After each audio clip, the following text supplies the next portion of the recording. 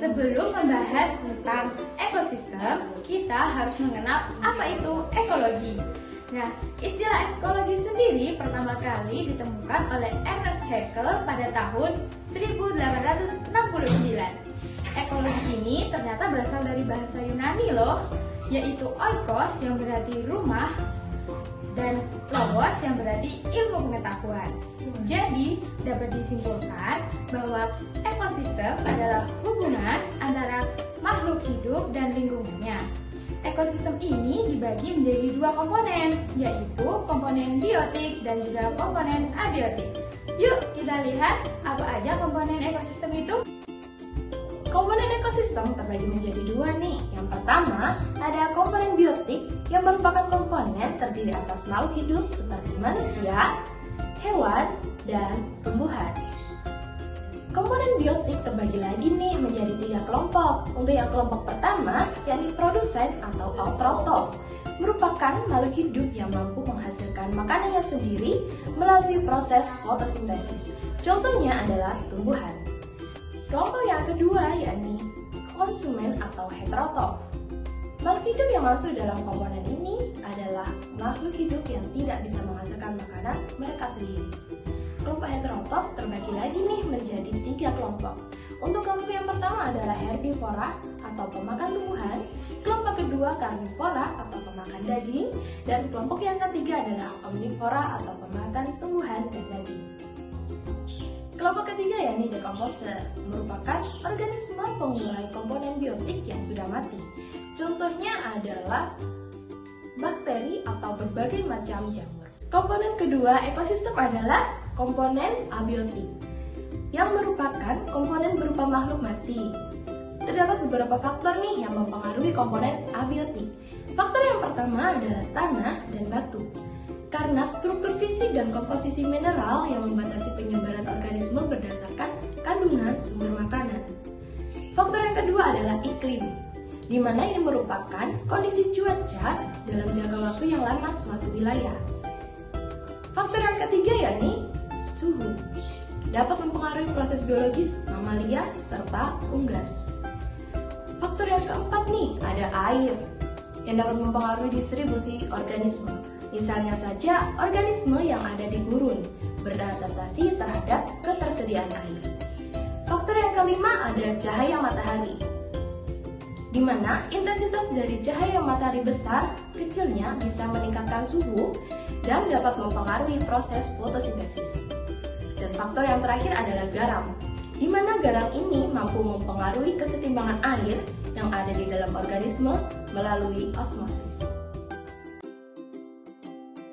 Jenis ekosistem. Ekosistem dibagi menjadi dua, yaitu ekosistem alami dan ekosistem buatan. Yang pertama, ekosistem alami.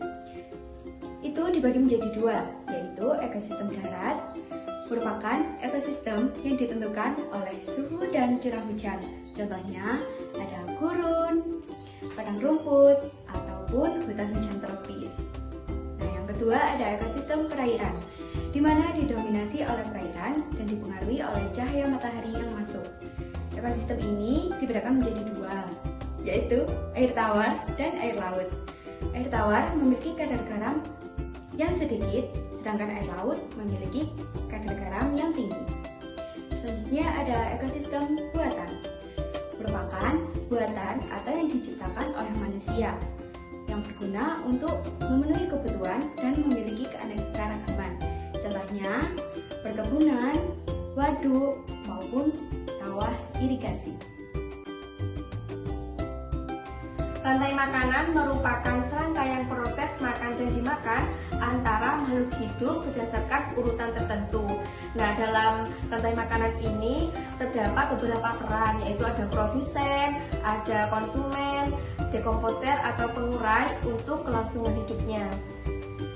Nah, ini merupakan contoh dari rantai makanan.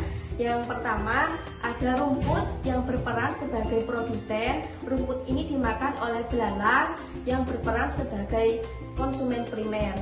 Belalang ini dimakan oleh katak yang berperan sebagai konsumen sekunder. Katak dimakan oleh ular yang berperan sebagai konsumen tersier. Ular dimakan oleh elang yang berperan sebagai konsumen final. Yang terakhir ada fungi atau jamur yang berperan sebagai dekomposer atau pengurai. Contoh yang kedua, ini ada contoh rantai makanan di laut. Nah, dalam rantai makanan di laut ini mempunyai produsen khusus yang berbeda dengan rantai makanan yang ada di darat. Produsen tersebut merupakan tanaman mikroskopis kecil yang biasanya disebut dengan fitoplankton. Sudah terlihat ya pada gambar ini, fitoplankton dimakan oleh zooplankton, zooplankton dimakan oleh ikan-ikan kecil dimakan oleh ikan-ikan sedang dimakan oleh ikan-ikan yang besar. Jaring-jaring makanan merupakan gabungan dari beberapa rantai makanan yang saling berhubungan dalam suatu ekosistem. Nah, ini nih merupakan contoh dari jaring-jaring makanan. Nah, contohnya ini terdapat produsen yaitu rumput yang dimakan oleh belalang. Nah, belalang ini bisa dimakan oleh laba-laba ataupun burung pemakan serangga. Burung pemakan serangga ini dimakan oleh elang ataupun rubah. Nah, kembali lagi ya ke laba-laba tadi. Laba-laba ini bisa dimakan oleh ular dan ular bisa dimakan oleh elang. Piramida ekologi.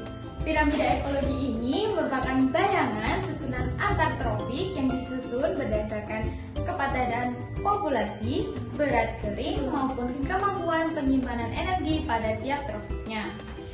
Struktur tropik ini dapat disusun secara berurutan sesuai dengan hubungan makan dan dimakan antar tropiknya. Seperti yang dijelaskan, bahwa piramida ekologi ini memiliki bentuk kerucut atau piramid.